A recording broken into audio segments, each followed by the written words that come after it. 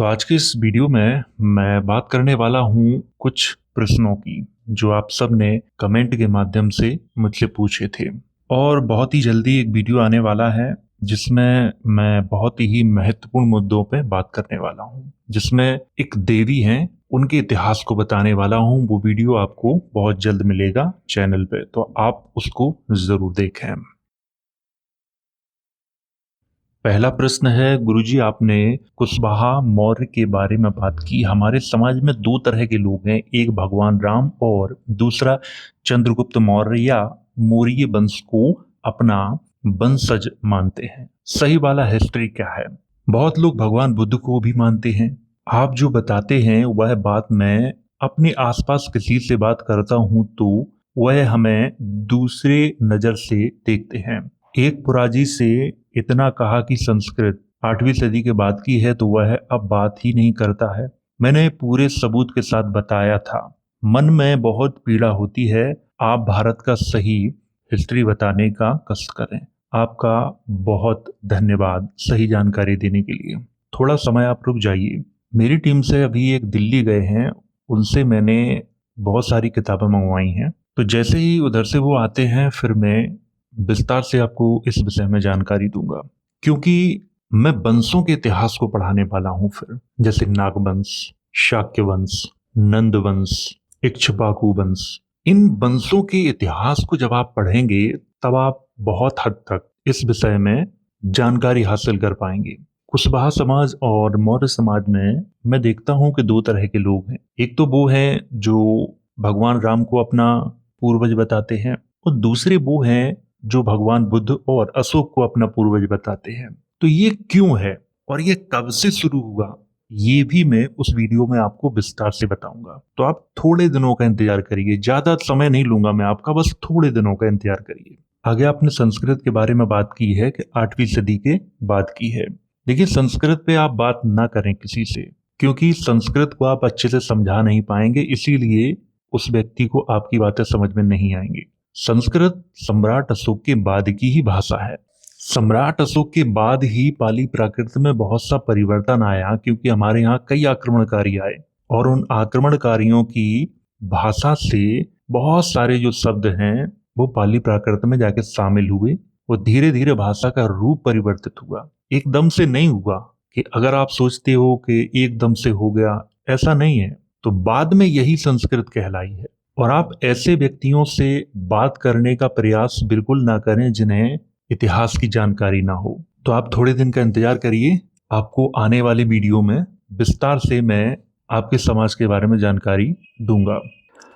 अगला प्रश्न है, मैंने सुना है कि आज जो लोग नालंदा को अपना विश्वविद्यालय बता रहे हैं उन्होंने ही नालंदा को जलाया था, ऐसा तिब्बत के बौद्ध ग्रंथ बोलते हैं। इस पे आपका क्या कहना है? और जो लोग इस विश्वविद्यालय को अपना बता रहे हैं उनसे आप ये पूछो कि आपके कौन से ग्रंथ में नालंदा विश्वविद्यालय के बारे में चर्चा की गई है, तो वो बता नहीं पाएंगे। आजकल क्या है, लोगों ने धर्म को धंधा बना दिया है, तो धंधा उनका धीमा पड़ने लगा है। तो इसीलिए वो दूसरों की जो चीजें हैं वो अपना बता देते हैं कि ये हमारी थी। तो बताने दो, इससे कोई फर्क नहीं पड़ेगा। पूरी दुनिया जानती है कि नालंदा विश्वविद्यालय किसका है। अगला प्रश्न है, सम्राट हर्षवर्धन ने जिन्हें धर्म सभा में बुलाया था वो ब्राह्मण थे या बमन थे? सम्राट अशोक से पहले भारत में बमन कहलाते थे लोग, और बमन कभी जातिवादी नहीं हुए, कभी उन्होंने भेदभाव नहीं किया, वो बमन थे। सम्राट अशोक के बाद कुछ आक्रमणकारी हमारे यहाँ पे आए, सब जानते हैं कौन कौन आक्रमणकारी आए। उनमें से कुछ आक्रमणकारियों ने स्वयं को बमन कहना शुरू कर दिया था कि मैं भी बमन हूं। कुछ ने तो अपने अलग संप्रदाय भी बना रखे थे कि ये मेरा संप्रदाय है। तो यहाँ जो देसी बमन है वो विदेशी बमन है, यही फर्क है उनमें। लेकिन इतिहासकार इसको सही से प्रस्तुत नहीं कर पाते हैं, या करते ही नहीं है। वो जान भी लेते हैं तब भी नहीं करते हैं इस बात को। तो सम्राट हर्षवर्धन ने जब धर्म सभा बुलाई तो अपने धर्म सभा में सभी को बुलाया था, देसी बमन और विदेशी बमन सबको बुलाया था। लेकिन जो विदेशी थे, जो अपने आप को बमन कहते थे, उन्हें सम्राट हर्षवर्धन ने ज्यादा महत्व नहीं दिया। इसीलिए वो नाराज हो गए और उन्होंने धर्म सभा में आग लगा दी थी और सम्राट हर्षवर्धन को मारने का प्रयास किया था। तो सम्राट हर्षवर्धन ने क्या किया कि उन सभी ब्राह्मणों को देश की सीमा से बाहर फेंकवा दिया था। अगला प्रश्न है, वैदिक परंपरा से पहले समन परंपरा था। बुद्ध से पहले भी बुद्ध थे। कोणागमन, केशव, अच्छा कश्यप, दीपांकर, आपने सही लिख नहीं पाया, आदि बुद्ध हुए थे। ऐसे में समन परंपरा ही बौद्ध परंपरा रही है? नहीं, इसको मैं सीधे सीधे इनकार करूंगा। हर चीज को बौद्ध धर्म से न जोड़ें। क्यों ना जोड़ें? क्योंकि समन परंपरा से बहुत से आज जो संप्रदाय हैं उनका उदय हुआ है। आप अगर सीधे सीधे ये कह दोगे कि समन परंपरा ही बौद्ध परंपरा है तो जैन नाराज हो जाएंगे, क्योंकि वो भी उसी परंपरा के हैं, उनका भी जन्म उसी परंपरा से हुआ। चारवाक वाले भी उसी परंपरा के थे, सांख्य दर्शन वाले भी उसी परंपरा के थे, क्योंकि ये लोग भगवान, ईश्वर, परमेश्वर में विश्वास नहीं करते थे। आपको ये बात अच्छे से समझनी चाहिए कि जो समण परंपरा है इसमें बहुत सारे गुरु हुए। बाद में उन्हीं गुरुओं के नाम पे कुछ लोगों ने क्या किया है कि संप्रदायों का निर्माण कर लिया। अगला प्रश्न है, सर इंस्टाग्राम आईडी है क्या आपका? कृपया आप लिंक देने की कृपा करें, धन्यवाद। मैंने अपने कई वीडियो में आपको बताया है कि मैं मोबाइल तक का यूज नहीं करता हूँ। इंस्टाग्राम, फेसबुक तो बहुत दूर की बात है। मैं सोशल मीडिया से कोसों दूर हूँ। मेरा कोई अकाउंट नहीं है सोशल मीडिया पे। चैनल को संभालना ये चैनल ऑनर का काम है, मेरा नहीं। मेरा काम सिर्फ वॉइस ओवर करना है, इससे ज्यादा कुछ भी नहीं है। आप लोग जो कमेंट करते हो, कमेंट का रिप्लाई भी चैनल ओनर ही देते हैं, कभी कभार मैं दे देता हूँ। सोशल मीडिया का यूज भी वही करते हैं। और चैनल के नाम से जो सोशल मीडिया है वो केवल फेसबुक पे है और टेलीग्राम पे है, इंस्टाग्राम पे नहीं है, किसी अन्य प्लेटफॉर्म पे नहीं है। और अगर किसी ने खोल रखा है तो वो फर्जी अकाउंट है। अगला प्रश्न है, सर आप प्लीज साउथ इंडिया के ऊपर विस्तार से एक वीडियो बनाएं, बिकॉज आप जो भी बोल रहे हैं वो नॉर्थ को ही एक्सप्लेन कर रहा है बट साउथ को एक्सप्लेन नहीं कर रहा है। अगर आपकी माने तो साउथ में हिंदुइज्म नहीं बल्कि बुद्धिज्म वैसा ही होना चाहिए, बट साउथ में भी हिंदुइज्म क्यों आ गई है? Please reply.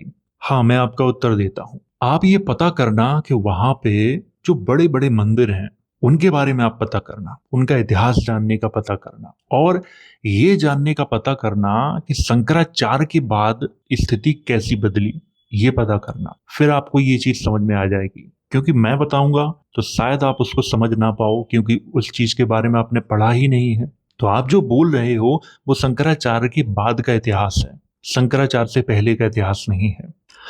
अगला प्रश्न है, सर बोल रहे हैं कि अशोका स्तंभ दूसरे से कॉपी किया है, प्लीज रिप्लाई दो। सर, जो लोग फालतू बैठे होते हैं, जिनके पास कोई काम धंधा नहीं होता है, बेरोजगार होते हैं, तो वो लोगों के दिमाग में खुरापाती जो बातें हैं वो आती रहती हैं, तो उन्हें इग्नोर करना ही सबसे बेहतर काम है। तो चिल्लाने दो उन्हें कि वो क्या बोल रहे हैं। अगला प्रश्न है, sir in south people think Tamil is the oldest language, please explain it. हमारे देश की सबसे जो पुरानी भाषा है वो पाली प्राकृत ही है, लेकिन पाली प्राकृत का आजकल प्रचलन नहीं है, तो पाली प्राकृत को हम हटा देते हैं। और आजकल जो हमारे देश में जितनी भी भाषाएं प्रचलित हैं उनमें सबसे पुरानी कौन है? तो उनमें तमिल ही है। ये बात सही है, लेकिन कुछ धार्मिक लोग संस्कृत को बार बार पुराना इसलिए साबित करते हैं कि अगर संस्कृत नई साबित हो गई तो ये भी साबित हो जाएगा कि हमारे जो धर्म ग्रंथ हैं वो बाद में लिखे गए हैं। इसीलिए वो रट्टा मार के बैठे हैं और बार बार ये कहते हैं कि नहीं, बहुत पुरानी है, बहुत पुरानी है। सबूत मांगो तो कोई सबूत नहीं है, और झूठे ग्रंथ लिख लिख के बार बार बता देते हैं कि देखो इसमें लिखा है, देखो उसमें लिखा है, तो आप उसमें मत पढ़िए। अगला प्रश्न है, सर आप सुरेंद्र अज्ञात की तरह अपना ज्ञान राइटिंग में, बुक में जरूर पब्लिश करना। हाँ, उस पे काम जारी है, आप उसकी चिंता मत करो। अगला प्रश्न है, सर गिरनार पर्वत किस धर्म का है? एविडेंसेस के अकॉर्डिंग जैन धर्म का है, लेकिन अभी उस पे जैन धर्म का कब्जा नहीं है, उनको वहां से हटा दिया गया है। इस पर जैन धर्म के कई जो मुनि हुए उन्होंने अपनी प्रतिक्रिया भी दी थी, लेकिन उसका कोई फायदा नहीं हुआ। जैन धर्म के जो अनुयायी हैं बहुत भोले भाले लोग हैं, उनको आप कैसे भी मोड़ लो वो मुड़ जाते हैं, और इसीलिए गिरनार पर्वत पे जो उनका बहुत ही पुराना स्थल था वो उनके हाथों से निकल गया है। अगला प्रश्न है, क्या सम्राट अशोक के वंशज आज भी हैं? इस पे मैं बहुत जल्द एक वीडियो बनाने वाला हूं कि सम्राट अशोक का वंशज आज कौन है, क्योंकि पाल समाज के जो लोग हैं वो भी आजकल अपने आप को सम्राट अशोक का वंशज बताते हैं। मौर्य समाज के भी आजकल अपने आप को बताते हैं। जब मैं वंशों के बारे में आपको जानकारी दूंगा तब आपको ये चीज समझ में आएगी, तो थोड़े दिनों का आप इंतजार करिए। अगला प्रश्न है, सर सबसे नगर इंडस वैली सिविलाइजेशन है, उसी में शिवलिंग का सबसे पहला प्रूफ मिला, तो क्या रामायण और महाभारत कोई नगर नहीं था? अच्छा, रामायण और महाभारत में कोई नगर नहीं था। हम हिस्ट्री में पढ़ते हैं राजा बनना स्टार्ट ऋग्वैदिक काल से होता है, तो उससे पहले कोई राजा नहीं बना, जैसे श्री राम आदि। हिस्ट्री में हम ये भी पढ़ते हैं कि पक्की ईंटों का प्रयोग इंडस वैली से स्टार्ट हुआ, तो उससे पहले जो हम रामायण और महाभारत में देखते हैं वो महल भी नहीं होना चाहिए। इस पर आपका क्या राय है? Thank you so much sir, आपने बहुत ही अच्छा प्रश्न पूछा है। हम जब अपना इतिहास पढ़ते हैं तो हमें क्या पढ़ाया जाता है? ऋग्वैदिक काल 1500 ईसा पूर्व से 1000 ईसा पूर्व, और 1000 ईसा पूर्व से 600 ईसा पूर्व के मध्य में उत्तर वैदिक काल, यही तो पढ़ते हैं हम। अब 1500 ईसा पूर्व से पहले क्या मिलता है? सिंधु घाटी सभ्यता मिलती है। वहां बड़े बड़े मकान देखने को मिलते हैं, ईंटों का प्रयोग देखने को हमें मिलता है। ये बात जब आप इतिहासकारों से पूछो तो उनकी सांसें रुक जाती हैं। ये बात मैंने खुद ही पूछी थी और मैं आए दिन पूछता रहता हूं, तो वो इस पे ना बोलना ही उचित समझते हैं। इसीलिए मैंने अपनी खुद की रिसर्च की कि जब इतिहासकार कुछ नहीं बोल रहे हैं तो मैं भी अपनी एक रिसर्च करके देखूं, और हमारी टीम ने जो पाया वो बिल्कुल अलग है।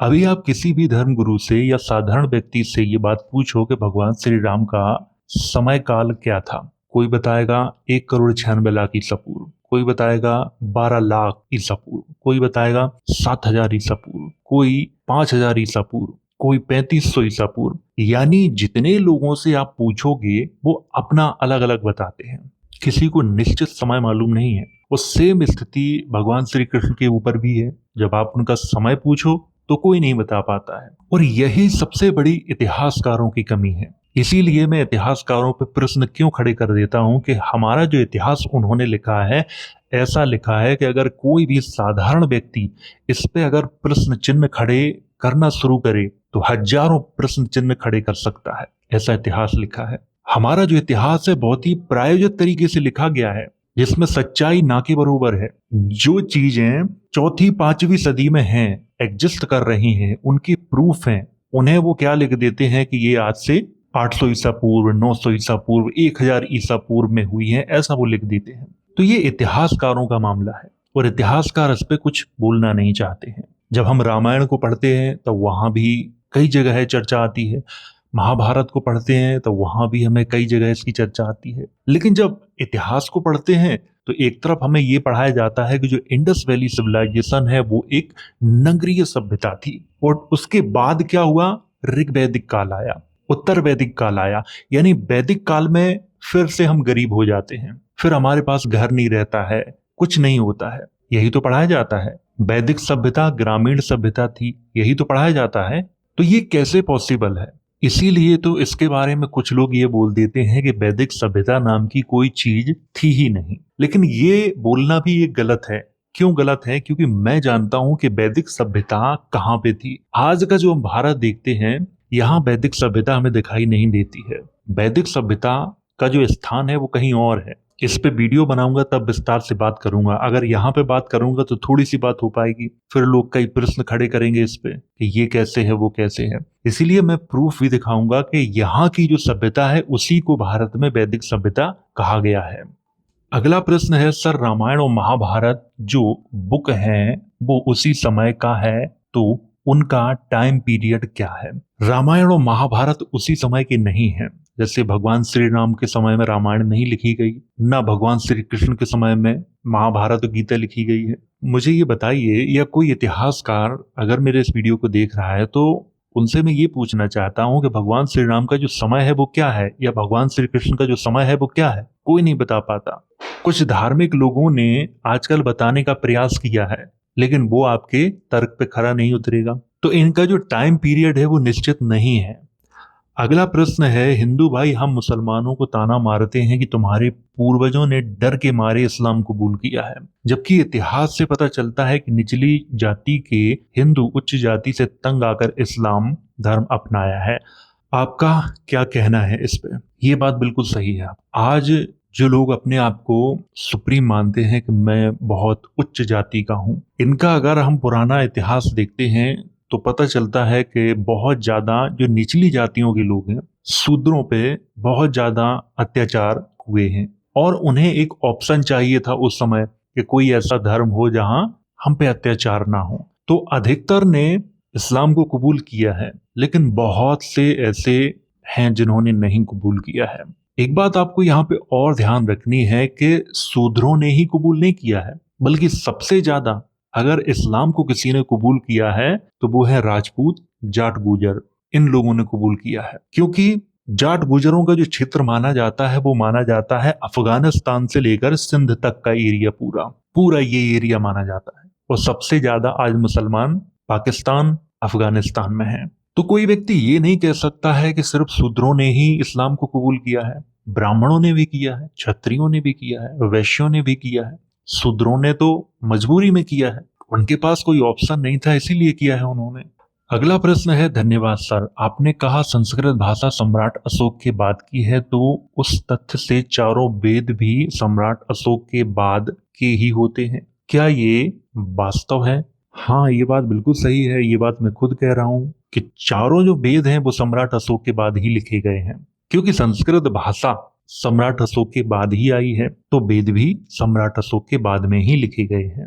और इस पे मेरी पूरी सहमति है। कुछ धार्मिक लोग इस चीज को नकारते हैं तो वो उनका एक मत है, और वो फर्जी प्रूफ भी दिखाते हैं कि देखिए ये हमारे पास प्रूफ है, देखिए ये है। अगर उनके जो प्रूफ हैं वो वाकई में सही है तो वो भारत सरकार को दें, क्यों नहीं देते हैं? वो यूनेस्को में जाके दें, क्यों नहीं देते हैं? क्योंकि वो खुद जानते हैं कि ये फर्जी है। तो फर्जी सबूत दिखा के तुम भारत के लोगों को तो प्रसन्न कर सकते हो, और खास तौर से उन्हें जो बहुत ज्यादा धार्मिक हैं उन्हें आप प्रसन्न कर सकते हो। लेकिन जो इतिहास की थोड़ी सी भी जानकारी रखते हैं वो आपकी बात को तर्क से उड़ा देंगे।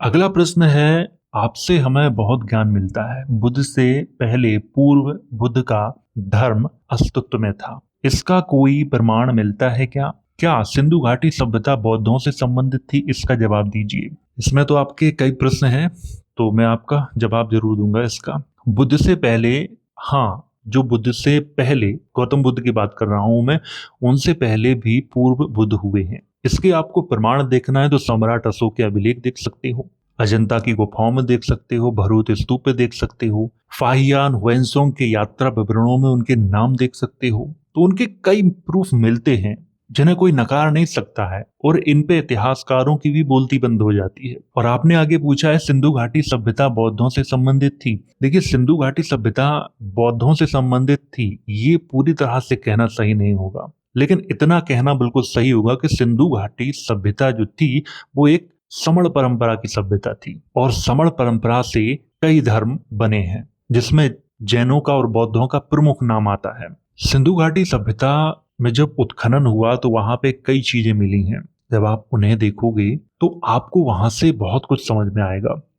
अगला प्रश्न है, सर मैं जनजाति से आता हूं और मुझे लगता है कि हम कभी बुद्धिस्ट थे, पर ऐसा क्यों हुआ कि हमें वनों की तरफ पलायन करना पड़ा, जिससे हमें आज वनवासी या असभ्य कहकर प्रताड़ित किया जाता है? कृपया इस पर अपनी राय दें। हमारे यहाँ पे जब ये आक्रमणकारी आए अशोक के बाद, उस समय बहुत सारे जो वंश थे वो इनसे जीत नहीं पाए थे, और अपनी गुलामी की वजह से कि इनका गुलाम ना होना पड़े तो उन्होंने क्या किया था कि जंगलों में जाके शरण ले ली थी, लेकिन किसी की गुलामी स्वीकार नहीं की थी। आप लोग भी उन्हीं के वंशज हो। आपको गर्व होना चाहिए अपने आप पे कि आपके राजा महाराजा वो लोग हैं जिन्होंने किसी की गुलामी स्वीकार नहीं की, स्वतंत्र रूप से जीवन जिया। आपके बारे में कोई उल्टा सीधा कहता है तो कहने दो, क्या फर्क पड़ता है?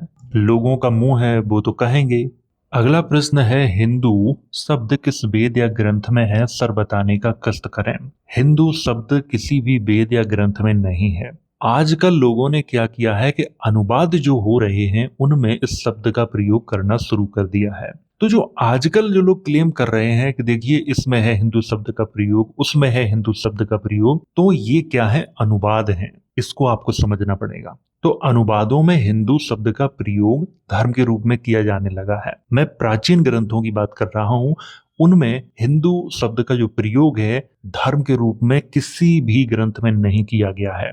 अगला प्रश्न है, मेरे दिमाग में एक प्रश्न है, वो ऐसा है कि अगर बुद्ध धर्म इतना अच्छा था तो स्वामी महावीर को अलग धर्म बनाने की जरूरत क्यों थी। मुझे लगता है कि आपको न तो बौद्ध धर्म के बारे में पता है, न इतिहास के बारे में पता है, न महावीर स्वामी के बारे में पता है। पहले तो आपको यह समझना चाहिए कि भगवान बुद्ध अलग हैं और भगवान महावीर अलग हैं। ये दोनों ही समण परंपरा के गुरु थे। बाद में कुछ लोगों ने इनके नाम पे धर्म बनाए हैं, इन्होंने कोई धर्म नहीं बनाए हैं। इसको आपको समझना पड़ेगा। जब आप इसको समझ लेंगे तो आपको ये भी समझ में आ जाएगा कि भगवान महावीर का जो धर्म है वो क्या है, भगवान बुद्ध का जो धर्म है वो क्या है। अगला प्रश्न है, सर एक वीडियो आर्य कहाँ से आए और भारत में कौन लोग उनको अपने पुरखे और आदर्श मानते हैं। आपके वीडियो और दी जानकारी सराहनीय है, धन्यवाद। अगर आप आर्य के बारे में पूछ रहे हैं कि आर्य कौन है, तो आर्य इन समण परंपरा वाले लोगों को ही कहा गया है। दरअसल आर्य जो शब्द है ये संस्कृत का है। पाली प्राकृत में जाओगे तो वहां दो शब्द मिलते हैं, एक तो अर्य मिलता है और एक मिलता है अय शब्द। तो जो अय है इसी को परिवर्तित करके संस्कृत में आर्य लिखा गया है।